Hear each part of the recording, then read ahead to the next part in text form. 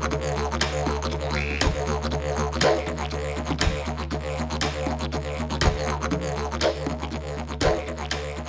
we get into the episode today, I'd like to acknowledge the traditional owners of the land on which we are gathered on and pay my respects to elders both past and present, as well as acknowledging any Aboriginal or Torres Strait Islander educators who are tuning in. Welcome everyone to our podcast, Educator Yarns, and I am here with one of our winners of our Educator Awards, Kimmi, and Kimmi, very quickly, I'm just going to read out your nomination just to embarrass you. Is that okay? No worries. Kimmi is a Greenleaves early childhood teacher, mentor, and one of our National Indigenous Perspectives partners. She works with over 60 Greenleaves services to support the educators and leaderships teams to develop their knowledge of how to incorporate Aboriginal and Torres Strait Islander cultures, histories, and connect services with community. Kimmi is a proud Māori woman who uses her deep roots in her own culture to bridge the gap and connect spiritually and meaningfully with Aboriginal and Torres Strait Islander peoples and culture. Within her role, Kimmi has co-designed the pilot programs through services that focus on developing their appreciation and passion for Aboriginal and Torres Strait Islander culture. These are met with appreciation and joy from the teams. Kimmi's impact on our educators is always powerful, and she raises them up and inspires their ongoing reconciliation journey. Recently, Kimmi was part of the planning process for our centre directors to visit Uluru for their centre directors conference, the focus of which was reconciliation.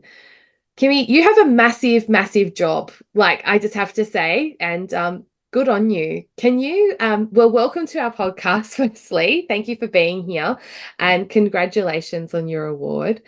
Can I just ask you, can you tell us a little bit about Greenleaves? Because it sounds like a very big organisation. It is. We are 65 centres strong. I've been inside of the Greenleaves family for 5 years. Just celebrated my 5-year anniversary with them. So growing really quickly, but doing so mindfully now. This year, more than the other years, because this year we were able to set up the national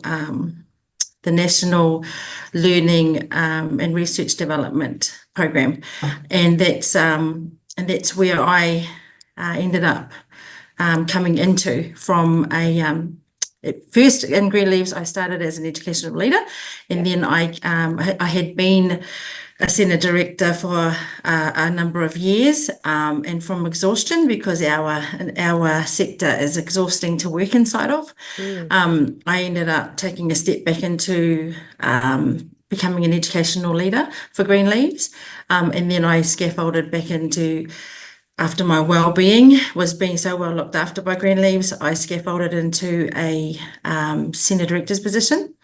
After COVID, that was really exhausting. Supporting the community, I stepped back into the classroom. I wanted to be reminded of why I was working in childcare. So I went back into my role as a early childhood teacher for 2.5 years, and then I scaffolded back into this position that became available because of the discussions that had been collaborated across country regarding the voices of the educators in our organisation. They wanted to have more of a commitment to supporting the narrative of the educator, and so the NLRDP was created, and I was able to successfully work alongside Dr. Karen Grubb, who reimagined what that looked like for Greenleaves. So Greenleaves are reimagining what education looks like for, and then from an inclusive viewpoint, in partnership with working with Aboriginal and Torres Strait Islander people.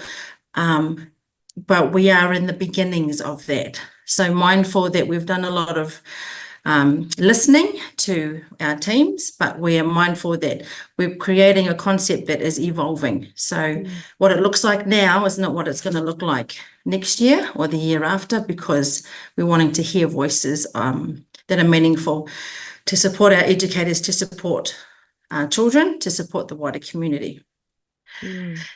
It sounds like the organization is doing the work, and I mean, in lots of different ways, even in supporting their educators. And I think, like you've talked about, our mental well-being and our cultural load and our own capacity. And I think as Indigenous women working in early childhood, it can be exhausting. There's another layer of exhaustion that's added there, Kimmi. And I think what you seem to be very in tune with that within yourself. And I think that's really important for other educators listening to this to be mindful of, is that you need to be in tune of what's going on within you and take care of your emotional self and your well-being.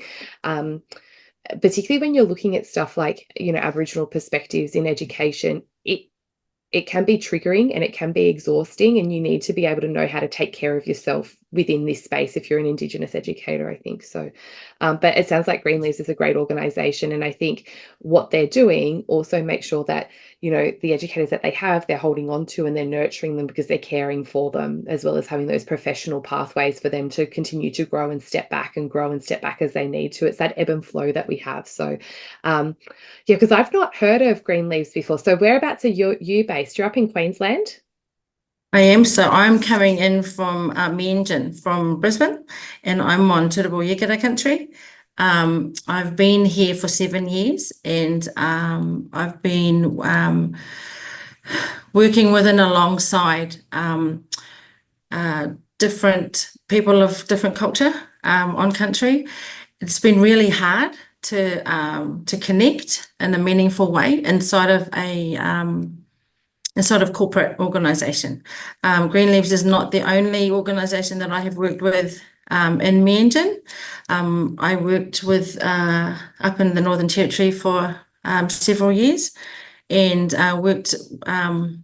tried to make connections, always trying to make connections that are meaningful with people of country. When you're living in suburbs and when you're living in cities, it's harder. It's so much harder to connect with people of country. And when it's a real connection, I don't want it just an email connection that never has ever worked. But what does work is going out to physically meet and greet, and then build a connection that is more than what can I have. Yeah, that's right. A relationship. The relationship is not based on what you can get. It's not a transaction. Yeah. A transaction. So we've really been looking at what does partnership look like. To understand what partnership looks like, we really have to have a look at what the historical measures that have occurred in the past. And the reason why I feel so connected is, and the importance of creating those connections, is because we have a similarity. We have a similar story. It's not the same story, but our similar story is a story of colonialism. We live in a colony. I haven't said that out loud for so long, and being able to say it from a place of strength. We do live in a colony. Australia and New Zealand are colonial countries. That is not a dirty word. It is a word that I need to understand and recognize. But what does that mean?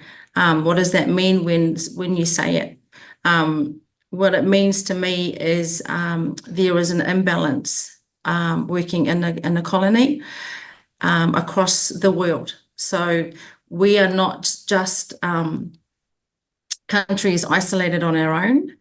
We are countries with similar pasts and of historical value, and connecting together is really important to make a meaningful connection. So lots of reading and understanding. I'm actually reading books at the moment to help me to connect with story from country better. And I'm reading books in particular, Sand Talk by Tyson Yunkaporta, and Always Was, Always Will Be by Thomas Mayo. Those two books I have not read from cover to cover yet. And the reason why I haven't read them from cover to cover, even though those books are not long, is because I've had to stop and take pause, because every second or third page, sometimes half of a chapter, if I'm fortunate, I have to stop and realize what I've read.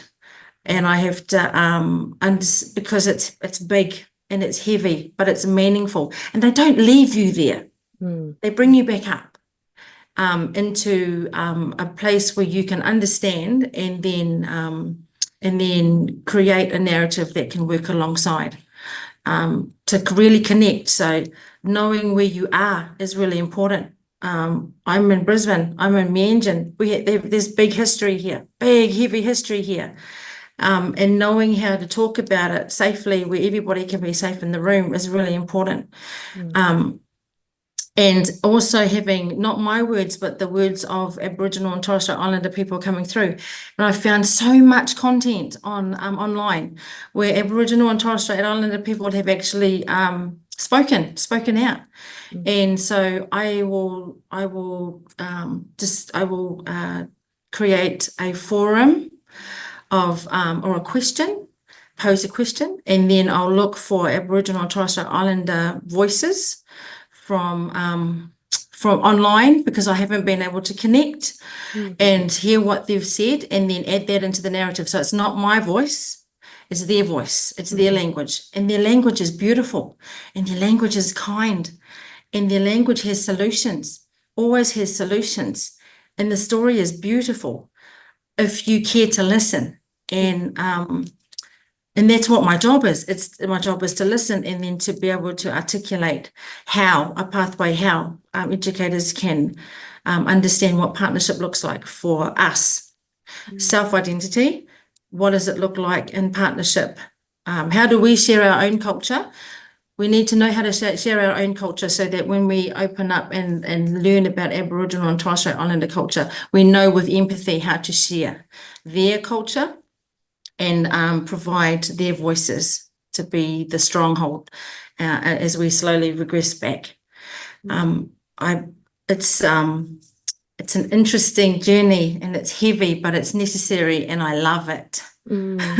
I can tell. And I think that passion that you speak from, it's because it resonates. And I was just watching on NITV yesterday that there's some stuff happening in the New Zealand Parliament looking at your treaty. And there's a whole heap of stuff. And I think it's not a narrative of something that's happened and it's in the past. And it's a continual thing. Do you know what I mean? Like, even though your country has a treaty and our country is fighting for a treaty, the struggle and the adversities, and as you said, that history, that it's not the same, but there are similarities, and there's parts of that we can both share. And I meet a lot of people that can really resonate with that. And so, yeah, it's just something that's happening in the news today that I thought, yeah, I don't even know how that would feel to have that, and to have that questioned and changed, and the ramifications of that, what that will mean, Kimmi. But anyway, that's another rabbit hole that we can talk about. So with Greenleaves services, are they all based in Queensland? No, so we're across countries. We are in all states, but we're not in the Northern Territory. Okay. And so how does that pragmatically work for you to support all of these services with our Aboriginal programs? Because what one service does really well, another service would be struggling in different communities, different resources, different protocols, different organizations. There's, and then within every team, there's a whole spectrum of people that feel differently. There are some that are confident. There are some that are apathetic and have no idea what they are doing. So how do you coordinate that in your role? It's such a good question. That is such a good question. Okay, so first of all, we've created a process of induction. So how do we induct? We asked the centre directors if who was interested, if there was anybody interested in becoming a Indigenous Perspectives partner on site. And if there is anybody interested, then they would come forward and they get to work with me. What does it look like? So we ask the partner. The two things that we're working on at the moment is what does partnership look like for your centre? And the second thing is, what does acknowledgement to country look like? So we've been working on these two concepts for the past 6 months. What does partnership look like? So what I mean by that is there's two people in a partnership. There is our Australian partners, and then there is our Aboriginal and Torres Strait Islander partners. So our partnership would be inside of a centre, for example. If I was an Aboriginal or Torres Strait Islander person and I come through through the centre, where would my sense of belonging be? So we have a look through the lens of what it might look like from walking through the door of our centre into the hub, into the reception area, and going through the corridors, going through the indoor spaces of all of the rooms, and then going outside into the outdoor spaces. So whereabouts can a cultural identity be seen from as you weave around the centres inside of a centre. What they're looking for is to make sure that there's no if there's a gesture of tokenism, that we take that out and we unpack it. Why is this display here? Who is this display for? And what is this display trying to say? What is it telling us? So we work on partnership and identity. Now, the key things are: do you know the name of country that you're on when you're boarding your identity? And do you know how to say hello in language? And if those two things, once they've found those two things, then we ask them to display the word hello, so that when you're coming in, you can see if you're in suitable country, then you'll see in our centres when you walk in the door, Galanguruindu, or you might see Yigara language saying Garamba Bigi, or you might see for both Yigara and Turrbal the word Wanya. So when you're walking in centre, you might see we're encouraging the narrative of language as a beginning. So and then asking teams to greet Wanya as they come through the door, Garamba Bigi as they come through the door. So language can be heard. And then it might look like if we have the flags, why do we have the flags? What are the colours of the flags? What is the intent? So it's the why. So that when people come through the doors, when we're going on centre tour, it will change the narrative of how we speak and how we're introducing. So we are intrinsically intertwining the language and the stories as we grow and as we learn. So Jessica, small steps, really small steps, because it's not easy for people to wrap their mind around partnership or learning new things that are not their own. So very small steps. And do you have an organisational wrap? So yes, we do. So we collaborated an organisational wrap with the NLIDP. That was the reason why we took our centre directors on their on conference in Uluru, and we had we had 63 centres then. All went up to centre directors, all went up on country to Uluru, and because that's where the Statement of the Heart was written, and we launched our Greenleaves Reconciliation Action Plan from Anungu country. We had Thomas Mayo. He zoomed in from Singapore, and he read us many inserts from Always Was, Always Will Be before it was launched. And we chose to support learning with a multimodal perspective. So we had big round tables, everybody sat around there, there's 10 people to a table. We had multimodal perspectives, art materials in the middle. And as we spoke and as we delivered content, we asked the teams to create, listen without looking, and looking without, while they listened, to create something.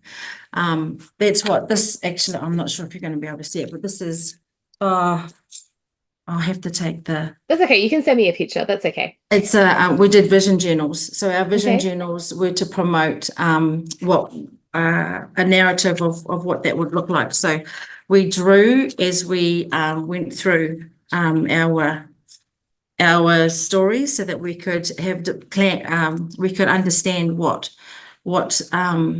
partnership looked like for us, so that we could take it back into our centres and then create that narrative ongoing. When I'm connecting, I will refer to the vision journals, and we refer to the different books that we've been reading.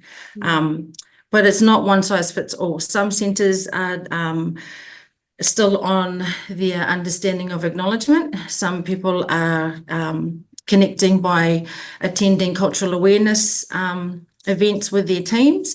Some people are visiting markets to go and meet people of country and gather story and make connections. Others are playing sports to reconnect. So it's finding the identity of the centre by looking at what is available in the community. Hi everyone, I'm just jumping in quickly to remind you all that Beck and I have a series of upcoming events and workshops all throughout Queensland where we'll be yarning about the new ELF principles, Aboriginal and Torres Strait Islander perspectives and sustainability. We'll be in Toowoomba, Cairns, the Gold Coast, Brisbane, Mackay, Townsville, you name it, we'll be there and we hope to see you all there. All right, take care everyone, enjoy the episode. Is there a specific project or initiative at one of the services that you're particularly proud of? There's a few. So Carindale would be one of the many. Carindale were the centre that nominated me. Yeah. Okay.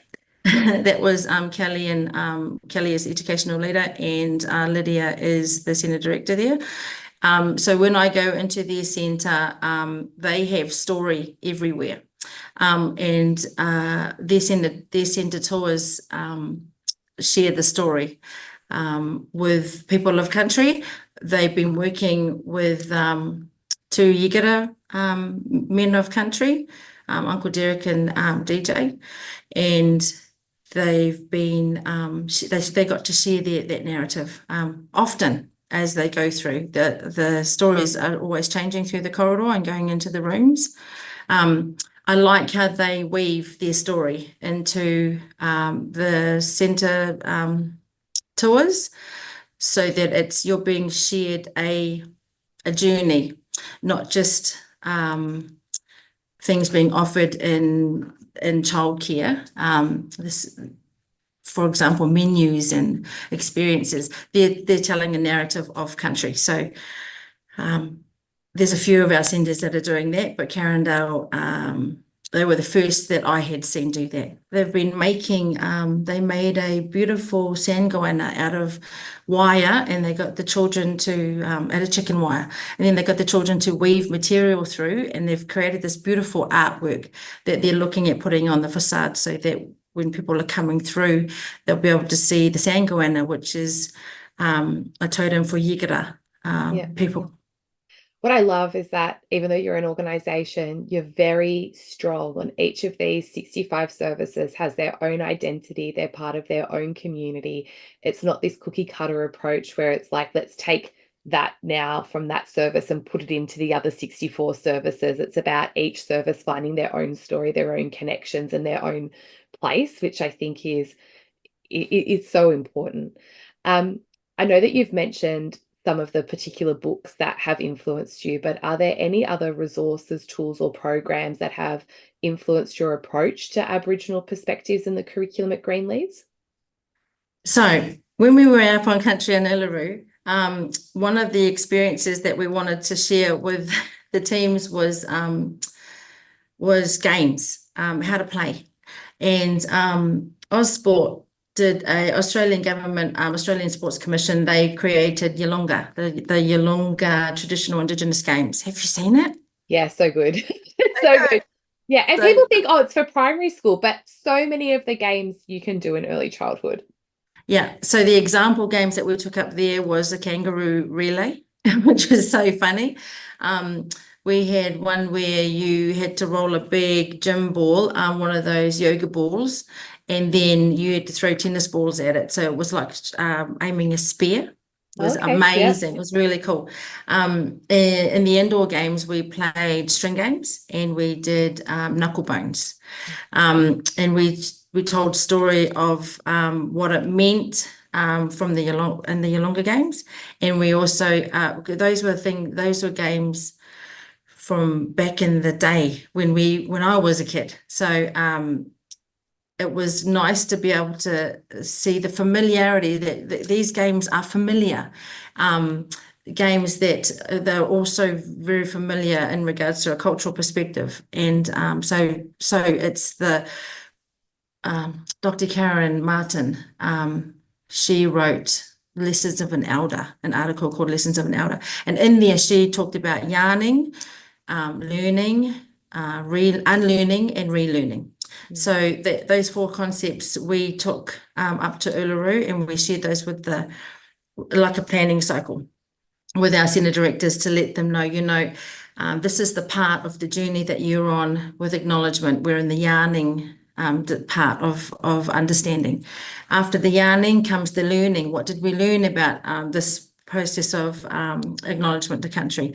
After the learning, there's unlearning. What is the unlearning? The unlearning is unlearning the biases that we have, that we end up formulating, unconscious biases and conscious biases, to relearn. What is relearning? Relearning is the partnership version of what it looks like when everybody is included. So those would be the article by Dr. Karen Martin is one that we are still weaving through, and definitely the Yalunga Games. That book is fun. It was educational for me to see how other people saw how to reimagine what outdoor play looks like. But again, it's still early stages. When you have a concept, but then you have to go back and nurture.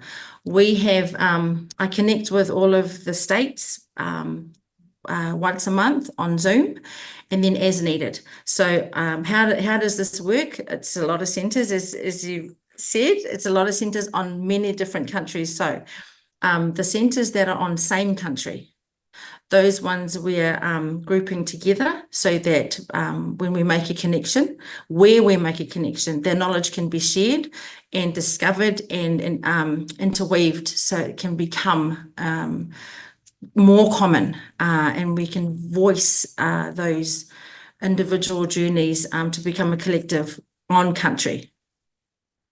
So here on Turrbal Yigara country.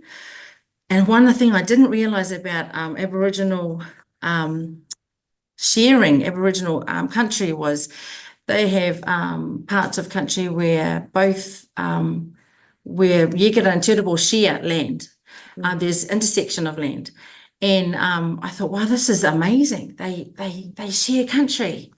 Aboriginal people share country, and they have their own values and their own beliefs and their own language, but they still have an interconnected shed of oneness, and beautiful merge.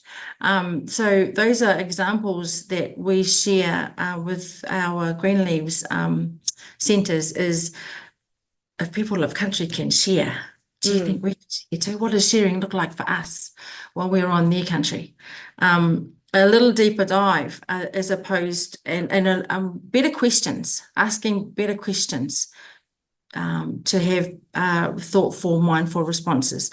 Or if they're not mindful responses, then I know where they are, so we can guide them into becoming more mindful. I think it sounds like you're doing so much stuff, but I do wonder, have you had challenges in implementing Aboriginal programs at Greenleaves? The challenges is time. Is the main challenge. Is everybody? So Dr. Karen Grubb, she is the person who reimagined what education might look like. And she spent time in every centre over a 2-year period to ask educators, what is it that you want? What is it that you would like? And she spent on collaboration of all of this evidence that she gathered when she went walkabout across all of the centres, was the 2 things that were at the top of the list. The one at the very top was time. Educators want more time to be able to create better programs, spend quality time with children. And the second was we want Indigenous perspectives to be shared so that we know and we become better versed in sharing the journey. So when there's quite a few partners that Dr. Karen has imagined us to come into, and Indigenous Perspectives with one. I actually sit in this position with Dominic Lowe. He's a Pita man, and he and I work together on supporting the Indigenous perspective narrative.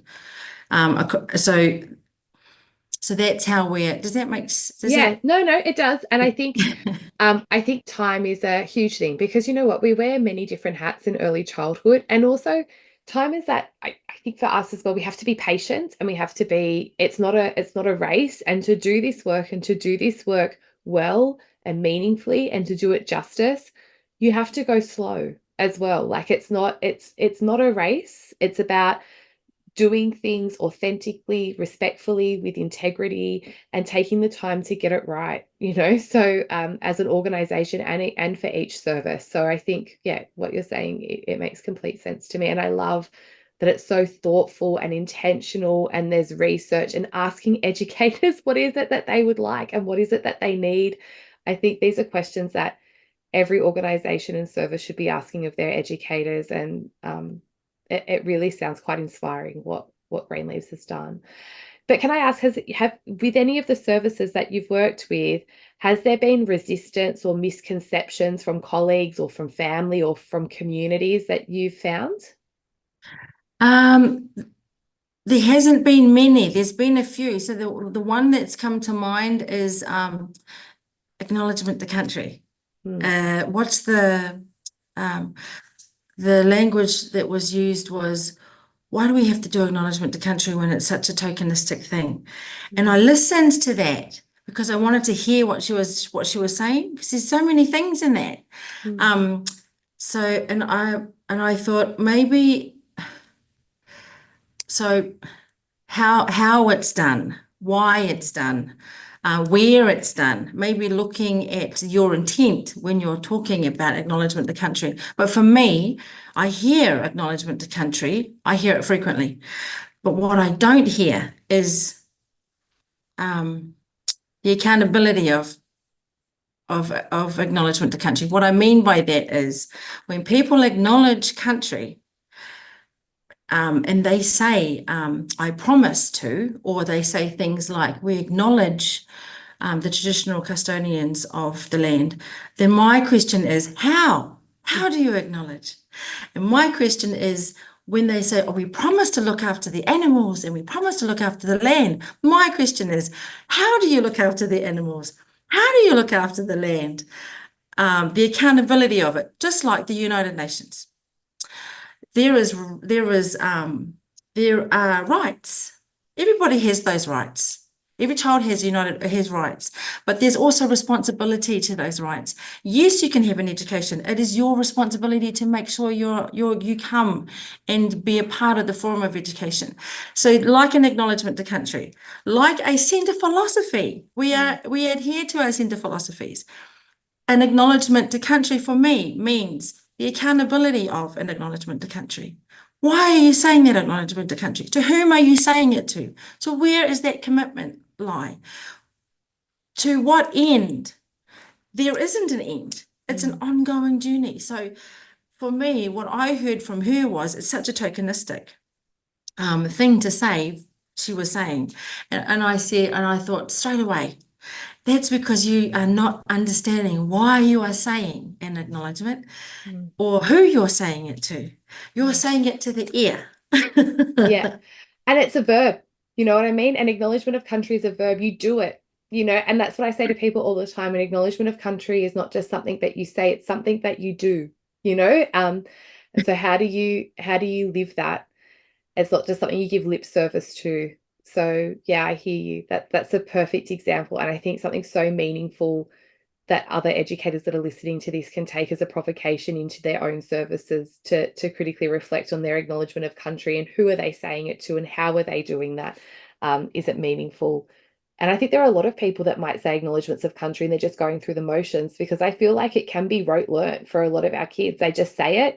They don't know exactly that. They don't know who the traditional owners are. You have to have a relationship, that connection.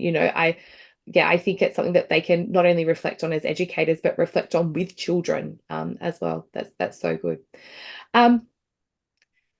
What advice would you give to educators who are just starting to incorporate Aboriginal perspectives into their teaching? Or what advice would you give to an organisation like Greenleaf, like, you know, like, because you're coming from an organisational point of view, not just an individual educator, but that are really trying to support this or change this within their service?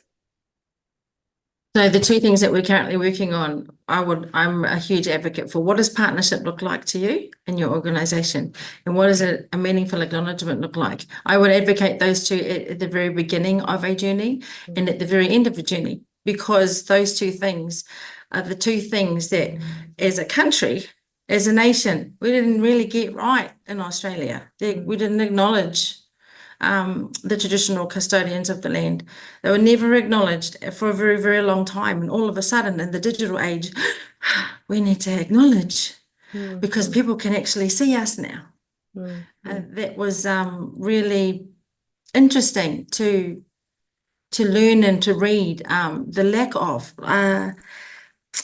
the reason why I wanted to come in to Australia it was actually to work with Aboriginal and Torres Strait Islander people, because my journey back home in my own country was to work with Māori and Pacific Island people. And I wanted to know what was over here. After learning so much and growing so much at home, I wanted to know what it looked like over here, because I was hearing stories that were not good, that were not kind. And I thought, no, it can't be like that. When I come over and I landed in Larrakia Nation country, and I saw for myself, I was disheartened. It didn't stop the struggle. I've been here for 17 years now. I never stopped being true to an Indigenous perspective. It just took different. It just looked different in every organisation that I happened to be working in, because it was restricted by so many policies and procedures of the cans and the can do's and the can't do's. So always in the background, making sure that people were being included with an Indigenous perspective. But now, after all of this, so long a time in my career, we finally get to voice out and work as a collective to support a new narrative that could be born. And this is really exciting for me, for what's going on in New Zealand at the moment, the things that are happening over here. It's all about supporting people who were here first. And as I am not in my own country, and I advocate indigeneity across the world. And I think, and I'm living in Australia, and I'm very humbled to be living in Australia regarding the journey of the Indigenous perspective, learning about those words, learning about the word Aboriginal, the word Indigenous, the word First Nations. Those three words can often take away from understanding the people of country. So Turrbal Yegara is where I am at the moment. But if I was just to say Indigenous, then that gets put into a melting pot of indigeneity, and the identity of Turrbal Yegara therefore isn't respected. But this is where I am. I'm on Turrbal Yegara country. And I think people need to voice that more. If they're on country, voice the name of the country. Instead of just saying, I'm working for an Indigenous perspective, say I'm working for Turrbal Yegara because I'm on their land. I'm working for, or if they say Wominjeka, I'm on Bunurong land in South Australia. Or if they say I'm Biripi in New South Wales. If you say those names out loud, then it identifies the different countries, not just one country, but all countries in Australia. There's just so, you speak with such passion, and you're my person, Kimmi, I have to tell you, when I went to New Zealand, I went to one of the Māori schools where they only spoke in language to the children. And here, we have Aboriginal preschools. Some of them are bilingual schools where they include language, but they're mainly just for Aboriginal children. What really struck me about the Māori schools is that the children that were going there, where they only speak language, is that they were from Australia, they were from Japan, and the families, they value the traditional owners so much that they say, we don't care about them learning English. We want them to learn the mother tongue of the country where they're living, and the respect, even the curriculum framework in New Zealand. This is before. Now we've got some changes to our early years learning framework, but the New Zealand curriculum framework, it had that respect interwoven, and it was very emotional for me when I saw that, because I realized then what it could be, and it influenced me so greatly at Koori curriculum that it really was a very emotional, it was a sad experience, but it was also a motivating experience, because I thought we have so much to learn, because the history, it is different. There are similarities, but there's so much that we can learn from each other. And I think that's what you've been able to do. You've been able to take what you have and bring it here and into Greenleaves. And it's just, it's really inspiring listening to you speak, I have to say. Can I ask you, looking ahead, what changes or developments would you like to see in the field of Aboriginal education within early childhood? Oh, okay, big picture. I would love to see an Aboriginal and a Torres Strait Islander framework that is written specifically with your values and your beliefs, written with a intent of creating your own framework inside of the educational system. I know it can be done because New Zealand did it with New Zealand Māori, and then they also did it with Tapasa, which is the Pacific Island early childhood framework. I think it's a possibility to be done in the near future, in my lifetime. Because it's not about recreating the wheel. It's about looking at what has already been created and then refining it into your own voice. It's an idea of a seed but you can have a look at what it looks like in another country and how it can be brought back into this one. And more forums for creating content that is now. I have a lot of discussions around 8 ways of Aboriginal knowings and possum skin pedagogy. Those are the 2 frameworks that we're looking at really closely as we go through our journey along in our early childhood pedagogy process of planning in Greenleaves. We're looking at the deeper levels of what it looks like to learn a perspective that isn't ours, but that we can adopt into our iwa alif. So the big picture, I'd love to see a framework. I'd love to see it too. And I'm glad you spoke that. You put that out there in the universe. So when you put something out there, you never know. Can I ask you, is there a book or a resource or an individual that has inspired you the most in your journey? Is there a book? Well, there's a compilation of books, but those 2 in them, there is one of, I think I've forgotten the name of it though. Who's Dr. Karen, I can't remember the name of it. Dr. Karen Grubb had it recommended that I read it. I'll have to let you share the name. Yeah, you can share it with me after. That's fine. But it's about it's how you read it. It's I've never read a book like this before, and it changed. I could feel my brain growing. Who's it by? I can't remember.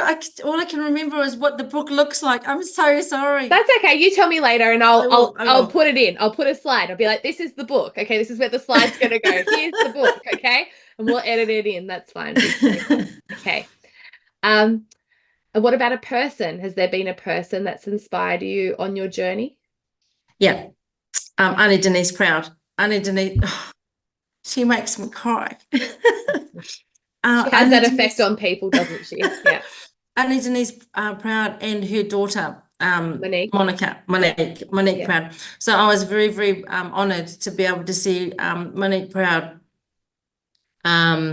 give her, she did she presented at the Educational Leaders Conference 2024 this year, and I was honoured to sit there watching her speak, and then seeing Auntie Denise Proud in the audience, because that was a generational vision of passing the torch and then speaking the narrative from a young viewpoint. And the visual transgenerational perspective that I got was amazing. Auntie Denise Proud, I've heard her speak several times. Her presentations are beautiful. I've followed her journey. Only for the past year have I followed her journey, but her journey has been long. And every time I have a question, I ask. I have Auntie Denise on my shoulder. I think, what would Auntie Denise say? Yeah. And I could see her